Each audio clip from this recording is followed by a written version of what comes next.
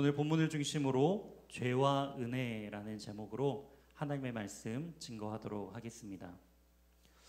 우리는 인생을 살아오면서 내 삶 속에 오지 않을 것만 같은 그런 순간을 기대하고 소망하면서 살아갈 때가 참으로 많이 있음을 우리는 알게 됩니다. 우리가 학창 시절만 하더라도 언제 졸업할까? 나에게는 그 청년의 때가 과연 오기나 할까라는 그러한 소망으로 살다가 막상 이제 청년이 되면 나는 언제 또 대학을 졸업하고 또한 좋은 직장을 갖고 또한 언제 결혼을 할까? 이러한 날들을 소망합니다. 또 막상 결혼을 하고 나면은 과연 나에게 자녀가 또한 우리 가족 가운데 자녀가 언제 생길까? 또한 은퇴 이후에 나에게는 일을 하지 않고 또한 평화로운 그러한 쉼이 되는 날들이 과연 찾아올까?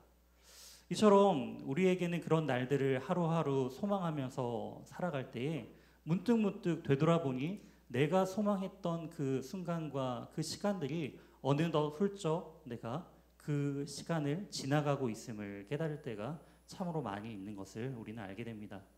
저도 2살 때 하나님의 부르심을 받고 목사가 되겠다라는 그러한 마음을 2살 때 갖게 되었는데요. 저는 누구보다도 그렇게 일찍 하나님께서 소명을 주셨는데 저는 그러한 목사가 되는 데까지 시간이 다른 분들보다 굉장히 좀 오래 걸렸던 것 같습니다. 전도사만 12년간 이렇게 하면서 남자 교육자로 이렇게 전도사를 오래 한 사람을 제 주위에서 보지 못할 정도로 목사가 된 지 제가 이제 딱 2년 됐습니다. 이렇게 따끈따끈한 목사예요. 그렇기 때문에 네네. 이렇게 막상 이렇게 목사가 된 지 오래되지 않았고 또한 저는 이렇게 자녀가 지금 4명인데 이렇게 4명이 있을 줄을 저는 꿈에도 몰랐습니다. 네, 물론 이제 결혼할 때 아내랑 3명 정도 있으면 좋겠거니라는 그러한 이야기를 꺼냈던 적은 있었는데 이렇게 4명을 낳을 줄을 몰랐다라는 것이죠. 이처럼 인생을 살아가다 보면은 내가 생각하거나 생각지 못할 그러한 일들이 이제 내 인생 가운데 찾아올 때가 있다라는 것이죠. 그런데 우리의 인생의 모습은 각자가 다 다르고 다양하지만 우리에게 찾아오는 그러한 누구에게나 찾아오는 그런 시간이 있습니다. 그 순간과 그 시간은 언제냐? 바로 죽음의 시간이다라는 것이죠.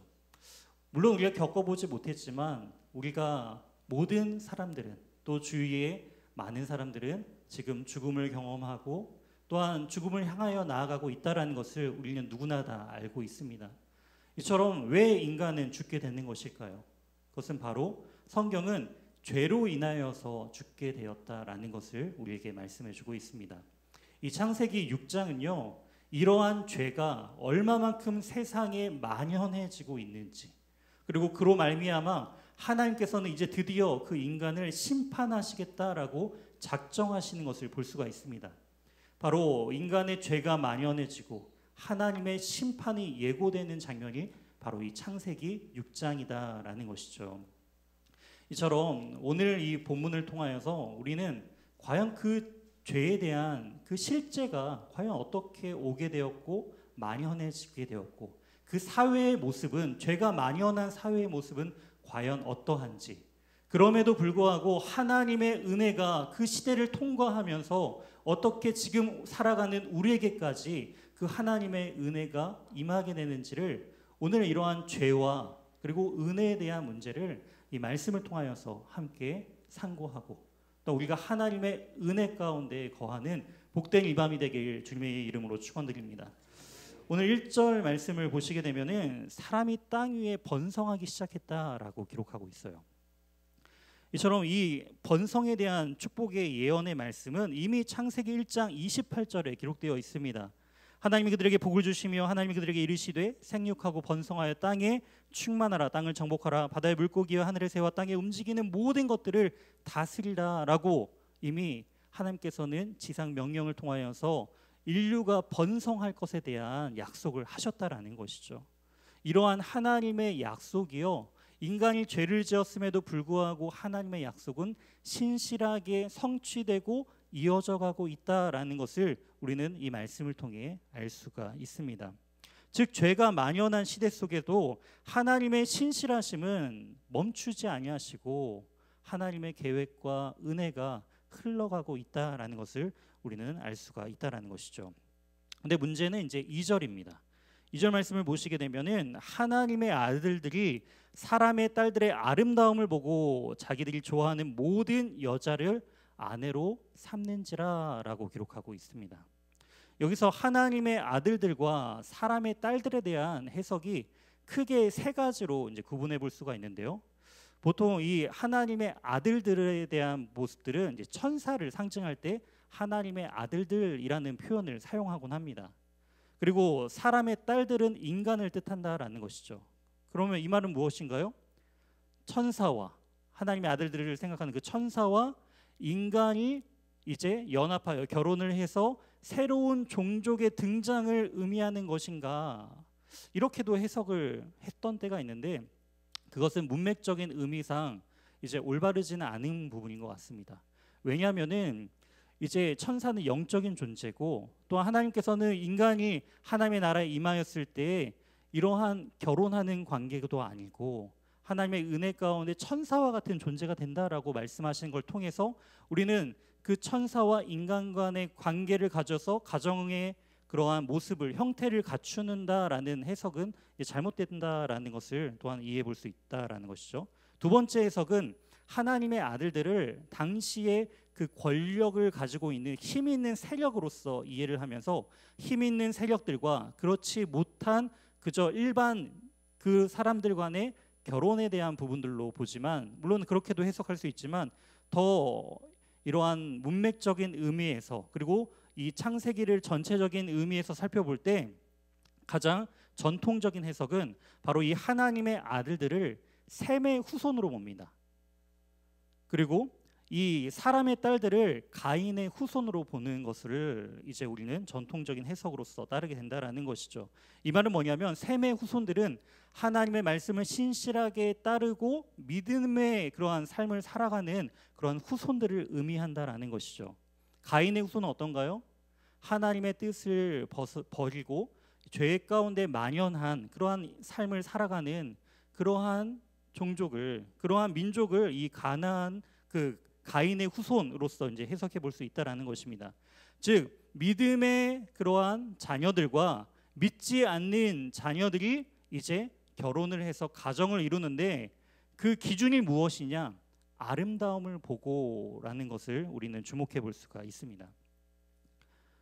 우리는 누구나 아름다운 그런 기준이 있습니다. 기준이 없으신가요?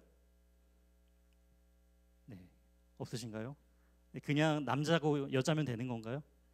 네, 다 미의 기준, 그리고 멋진 남성에 대한 그런 기준들이 다 있죠. 하나님께서는 이 창조의 아름다움을 통하여서 우리에게 그러한 창조의 아름다움을 누리도록 하나님께서는 창조를 하셨습니다. 즉 하나님이 보시기에 아름다운 상태, 그 상태로서 모든 것들을 창조하시면서 인간은 하나님의 아름다움을 온전하게 누리는 존재로서 우리를 창조하셨다라는 것이죠. 근데 문제는 뭐죠? 그러한 인간이 타락했다라는 것입니다. 죄가 들어옴을 통하여서 이제 어떠한 문제가 발생되느냐? 그 아름다움을, 하나님 안에서의 아름다움을 만끽했던 인류가 이제는 그 하나님의 아름다움을 온전하게 누리지 못하자 이제는 어떻게 하느냐? 저마다의 아름다움을 추구하기 시작했다라는 것입니다. 그러면서 미술, 음악, 예술, 패션, 디자인 등 이러한 모든 것들을 통하여서 우리 인간은 아름다움을 추구하는 인생들이 되었다라는 거예요. 그리고 저마다 그 기준들이 각기 다르다라는 것을 우리는 알 수가 있습니다. 그런데 이 당시 사람들은 이제 어떻게 하느냐? 자신들이 그 아름다움을 보고 그 저마다 그 아름다움의 기준에 합한 그 모든 사람들, 좋아하는 사람들을, 모든 여자를 자신의 아내로 삼았다라고 이렇게 말씀을 하고 있다라는 것이죠. 여기 청년 형제들이 이제 많이 계시는데요. 어떠세요? 이러한 시대에 살았을 때 나는 이 시대가 부럽다. 내가 아름다움을 보고 모든 여자를 나의 아내로 삼을 수 있는 그러한 시대가 너무나 행복한 시대 아닌가? 그렇게도 생각해 볼 수 있지만 이 기혼자들, 결혼하신 분들은 다 아실 거예요. 네, 우리 남성분들 어떠시죠? 결혼하신 분들, 아내가 만약에 한 분 더 있다라고 생각을 해보세요. 그러면 어떻게 될까요? 네, 상상이 맡기도록 하겠습니다. 네, 이제 아내 말을 남성들은 잘 들어야 되는데 그러한 분이 한 분 더 계신다라고 한다면 굉장히 힘든 그러한 삶을 살게 될 것입니다. 이처럼 저마다의 아름다움을 추구하는 삶을 살지만 하나님께서 원하시는 그 아름다움은 그러한 육체적인 외적인 아름다움이 아니라 바로 영혼의 아름다움이다라는 것을 우리는 기억해야 합니다. 근데 사람들은 저마다의 아름다움 기준을 가지고 저마다의 원하는 삶의 모습으로서 가정을 이뤄간다라는 것이죠. 하지만 그러한 가정의 모습은 하나님께서 원하시는 가정의 모습이 아니다라는 것을 우리는 알 수가 있습니다. 하나님의 그러한 원칙은 한 남자와 한 여자가 결혼하여 가정을 이루는 것이었다라는 것을 우리는 알 수 있다라는 것이죠. 이어서 3절 말씀에 그러므로 이렇게 죄악 가운데 만연해 있는 자신이 보기에 아름다움대로 행하는 그러한 인류에게 여호와께서는 말씀하십니다. 나의 영이 영원히 사람과 함께하지 아니하리니 이는 그들이 육신이 됨이라. 그러나 그들의 날은 120년이 되리라 하시니라. 이 말은 어떠한 의미가 있는 것일까요? 나의 영이라는 것은 바로 성령님을 의미한다라는 것이죠. 그런 성령님께서 영원히 사람과 함께하지 아니하리라라고 말합니다. 그러면서 그들은 육신이 됨이라라고 말씀하세요.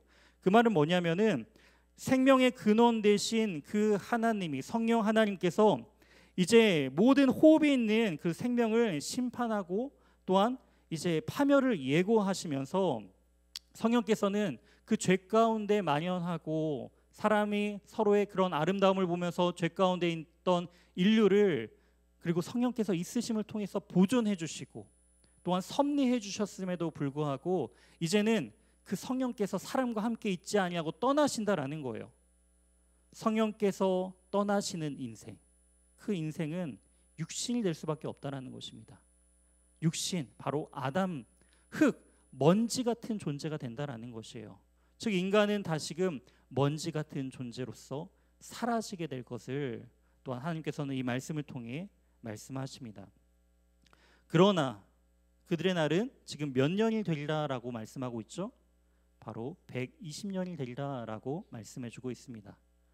이 말은 어떤 말이냐면요, 하나님께서는 이제는 그 영이, 하나님의 영이 떠나고 인간을 심판하시겠다라고 말씀하시지만 하나님은 여전히 그 인류가 자신의 죄에서 돌이켜서 회개할 그러한 유예의 기간을 주시는 하나님이심을 우리는 알 수가 있습니다.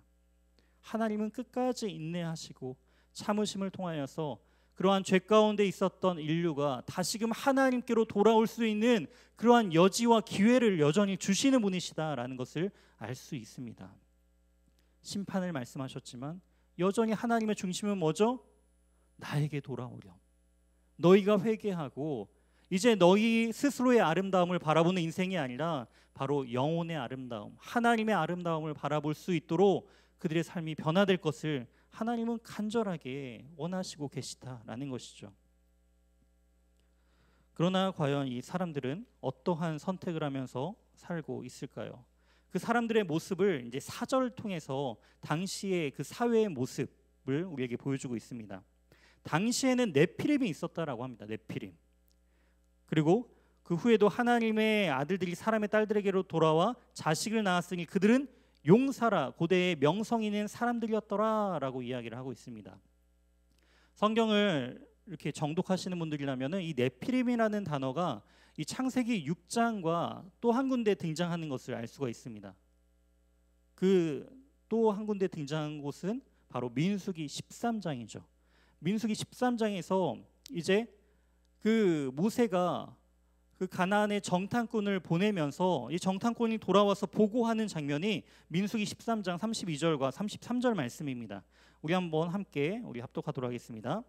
이스라엘 자손 앞에서 그 정탐한 땅에 악평하여 이르되 우리가 두루다니며 정탐한 땅은 그 거민을 삼키는 땅이요 거기서 본 모든 백성은 신장이 장대한 자들이며 거기서 네피림 후손인 아낙 자손의 거인을 보았나니. 네, 여기까지. 네피림의 후손이라고 표현하고 있습니다. 여기서 말하는 네피림이라는 것은 그 용사를 뜻하는 단어입니다. 즉, 이 가나안 민족을 이제 살펴보니까 네피림의 후손처럼 그들은 너무나도 거대하고 용사고 너무나도 그들은 강력한 군사력을 가진 그러한 네피림의 후손과도 같다라고 그렇게 표현하고 있다라는 것이죠. 그러면서 이 하나님의 아들들과 사람의 딸들이 결혼하여서 명성 있는 그 용사들이 태어났다라는 것을 우리에게 말씀해주고 있습니다. 그렇다면 이 사회가 명성 있고 용사가 있는 그런 네피림이 있는 후손과 같은 그런 사회가 무엇이 악한 것인가? 바로 용사와 명성에 대한 부분들을 얻기 위해서는, 그 용사가 명성을 얻기 위해서는 무엇을 해야 될까요? 전쟁에 나가 공을 쌓아야겠죠. 수많은 적들을 죽임을 통하여서 이 용사는 명성을 얻게 될 것입니다. 그런 것처럼 지금 그 창세기 4장에서는 이제 인류의 첫 살인에 대한 장면들이 나왔다면은 이제 6장에서는 민족적인 그리고 살인들이 지금 만연해지고 있다라는 것을 우리는 추정해 볼 수가 있다라는 것이죠. 이제는 힘과 권력을 통하여서 통제하고 또한 압제하는 시대를 지금 이 시대 가운데 살아가고 있음을 우리는 이 말씀을 통해, 이 네피림과 이 용사라는 단어를 통해서 우리는 추정해 볼 수 있다라는 것입니다. 이처럼 5절 말씀처럼 여호와께서 사람의 죄악이 세상에 가득하다라고 평가를 하고 있어요.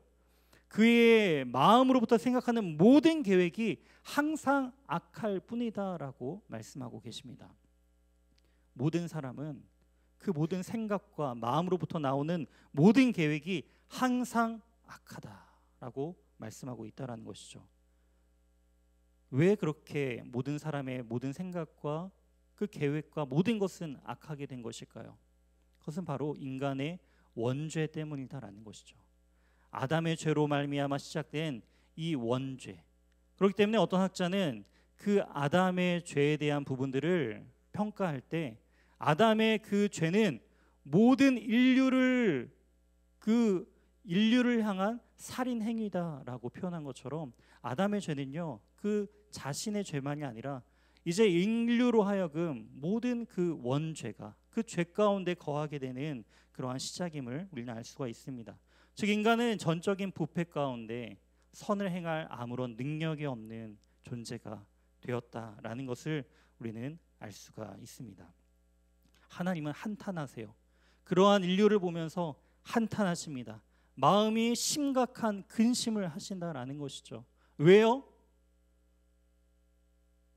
관심을 가지니까, 사랑이 남아 있으니까, 다시금 돌이키기를 원하시니까 이러한 마음이 있으신 거예요. 하나님의 그 마음을 사람의 마음으로서 지금 그 사람의 마음처럼 지금 이렇게 비유로서 말하면서 하나님은 우리를 향해서 한탄하시고 근심하시는 하나님이심을 우리는 알 수가 있습니다. 우리 하나님은 죄 가운데 빠져 있는 자신의 자녀들을 그냥 바라보시면서, 그래, 죄 가운데 있다가 나의 심판을 받고 죽어라 라고 하는 것이 아니라 여전히 하나님께서는 그런 한탄하는 마음으로, 근심하는 마음 가운데 하나님의 자녀들이 죄에서 돌이켜 하나님께로 오기를 간절히 원하고 계신다라는 것을 우리는 알 수가 있습니다. 그 가운데 이제 7절에 이제 말씀하십니다. 이르시되 내가 창조한 사람을 내가 지면에서 쓸어버리되 사람으로부터 가축과 기는 것과 공중의 새까지 그게 하리니 이는 내가 그것을 지었음을 한탄함이니라 하시니라. 하나님께서는 이 모든 창조한 이 지면의 피조 세계를 쓸어버리시겠다라고 지금 말씀하고 있습니다. 쓸어버림을 통하여서 그 죄에 대한 모든 근원에 대한 문제를 하나님께서 심판하시겠다라고 말씀하시죠. 그런데 중요한 것은 사람만 심판을 받는 것이 아니라 가축과 기는 것과 공중의 새, 호흡이 있는 땅에 있는 모든 생물들이, 동물들이 죽임을 당하게 된다라는 것입니다. 그 의미는 뭐냐면 하나님의 대리자로서 그 사명을 온전히 감당하지 못하는 인류의 죄가 모든 우주적인 그러한 하나님이 창조하신 피조세계 가운데 죄에 대한 영향력을 주게 되었다라는 거예요. 죄가 얼마만큼 이렇게 강력한 전파력이 있는지 우리는 이 모습을 통해 알 수가 있습니다. 사람이 죄를 지음을 통하여서 하나님이 창조하신 모든 피조세계 곳곳에 그 죄가 만연하게 퍼져 있고, 그로 말미암아 하나님은 이 지면에 호흡이 있는 모든 것들을 심판하시겠다라고 강력하게 하나님께서는 그 계획을 지금 세우시고 실행에 옮기시는 계획을 세우셨다라는 것이죠. 이러한 모습들을 보면서 지금 인류는 참으로 아무런 소망이 없는 비참하고 죄로 말미암아 죽게 되는 인간의 그 마지막 종말의 때를 미리 바라보는 것과 같습니다. 그런데 이 8절에 우리에게 소망이 되는 말씀이 기록되어 있습니다. 함께 읽을까요? 8절입니다. 시작. 그러나 노아는 여호와께 은혜를 입었더라. 아멘. 그러나 여호와께서는 이 노아에게 그 은혜를 주셨다라고 또한 기록되어 있다라는 것이죠. 이것이 우리가 품어야 할 유일한 소망이다라는 것입니다. 오늘 본문은 죄에 대한 본질이 무엇인가에 대한 부분들을 우리에게 설명해 주고 있습니다. 죄의 본질이 무엇일까요? 죄가 어떻게 시작되었고, 또한 죄를 보신 적 있으세요? 내가 죄를 지었을 때 그 죄가 눈에 보이면서 그 죄에 대한 형체를 보신 적이 있으신가요? 웨스트민스터 소요리 문답 제18문에는 그러한 그 실제적인 악에 대한 부분들의 근원을 우리에게 말씀해 주고 있습니다. 지금 인간이 처한 죄악된 상태 가운데에는 아담의 첫 번째 죄로 인한 죄책과 원래 지녔던 의의 결핍, 그리고 모든 본성의 부패가 포함되는데 이를 흔히 원죄로 불린다. 이 원죄로부터 온갖 실제적인 악행이 나온다. 인간의 원죄로 말미암아 실제적인 악행, 즉 실제적인 악과 죄가 나타난다라고 기록하고 있습니다.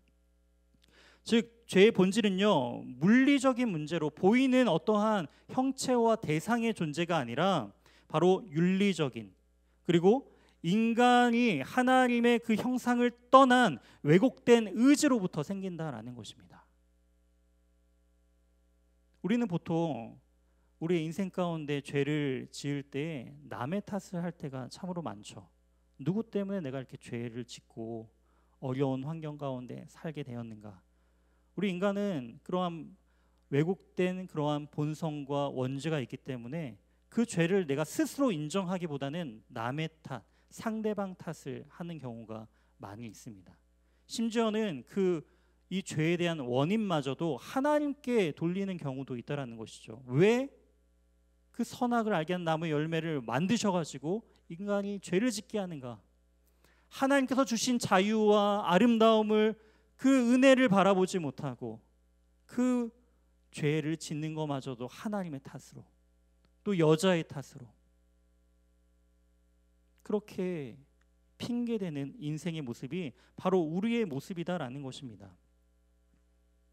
그 죄를 나의 죄 때문에, 나의 그 연약함 때문에 그런 것이 아닌 상대방의 탓을 하는 우리의 모습들을 볼 때가 참으로 많다라는 거예요. 그렇지 않나요? 자녀들은 부모 탓을 합니다. 부부는 서로의 탓을 하죠.